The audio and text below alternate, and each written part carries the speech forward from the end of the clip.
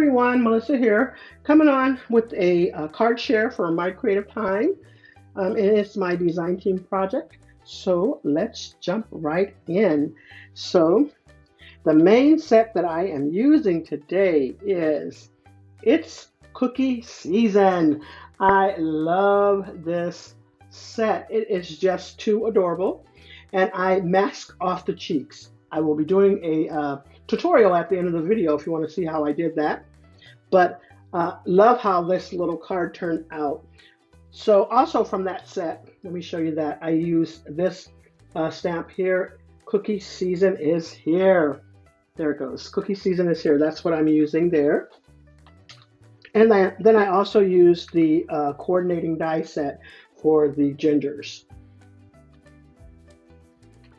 And then from her ginger bow dies, I am using that smallest little icing there. And then from this set, Ginger Accessories 1, I'm using just those little utensils there. Not all of them, but some of them. From her XO border frame dies, I'm using the two largest ones there.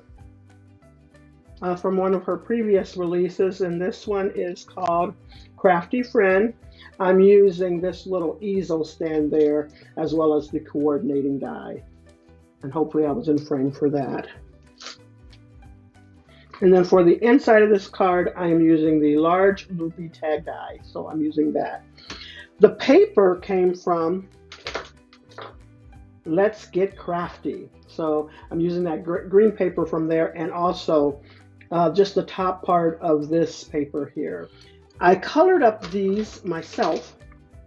So I am using G99 from Prisma, Cinnamon Toast. These are the colors for the gingers. E57 and Light Tan. And then here goes another green that I use for the gingers. Dark Olive Green. And for the red, I am using just this one is the only one I use for the red, which is R218. So that's what I used, as well as I heat embossed these. So I am using the VersaFine Onyx Black, as well as the Ranger embossing powder, which is clear. All right, I think that's everything that I used. Let me show you that a little bit more close. I love how it turned out. I had so much fun coloring these. It's just the cutest little set.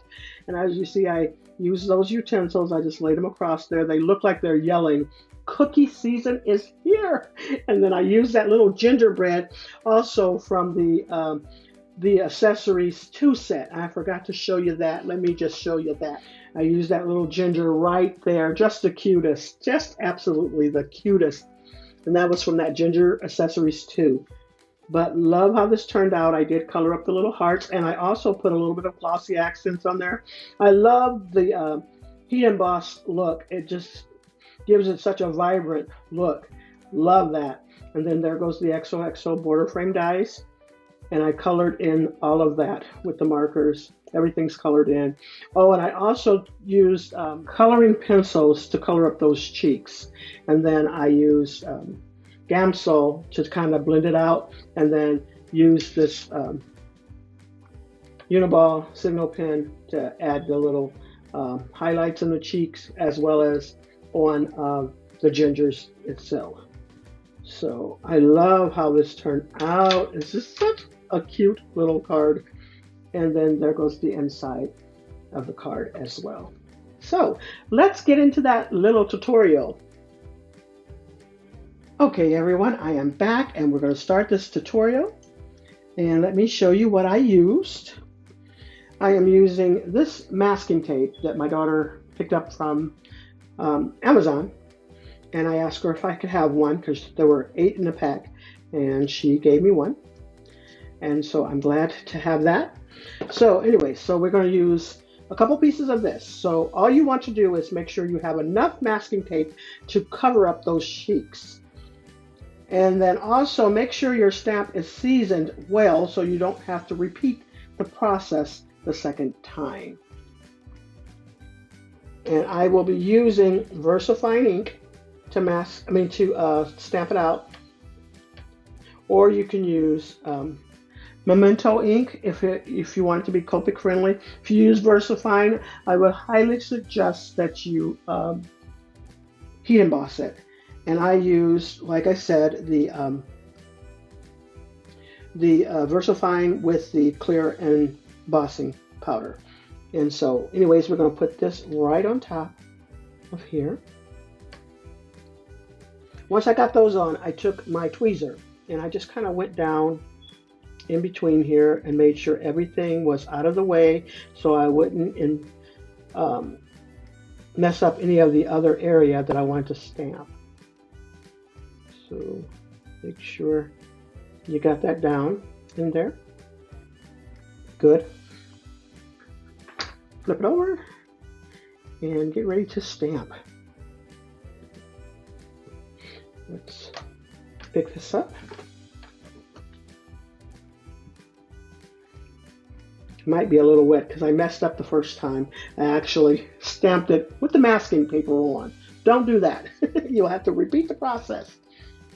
All right, let me ink up this stamp and I will show you how it's going to turn out. I'm just going to ink it up as best as I can. And I'm actually using VersaFine ink so that you can see how clear it will be with VersaFine ink. But if you use VersaFine, you're going to have to heat emboss because it's not Copic friendly, or alcohol friendly, I should say. Don't forget to pull up the masking tape like I just did. Not right before this video. I had to do it over. I should have left in the boo-boo, but I didn't. Thought I would do it back over. All right, and I'm just trying to get the masking tape off my fingers. All right, so it looks something like this, if you can see it. All right, and just flip it over. And I got a stamp press, so we're just going to stamp that out. Hopefully I inked it up good. And this is what I was saying. If you don't ink it up well, you're going to have to repeat the process. And I missed the spot right there. But that's the process of it. I mean, I can just add a little bit of ink right there because I am not masking off anything else but that. I don't want to mess up the rest of my paper, so let's just clean that up. But you just pop that down. And if you use VersaFine ink, don't forget to heat emboss. Or you can dry it. But anyways, there it goes. And that is about it. I love how this little girl turned out. So try the masking technique on yours if you prefer to put your own cheeks on. All right, that's all I have for you. Leave a comment down below. Check out the picture at the end. And make sure you subscribe if you like what you see. Thanks so much, everyone. You all have a blessed and crafty day.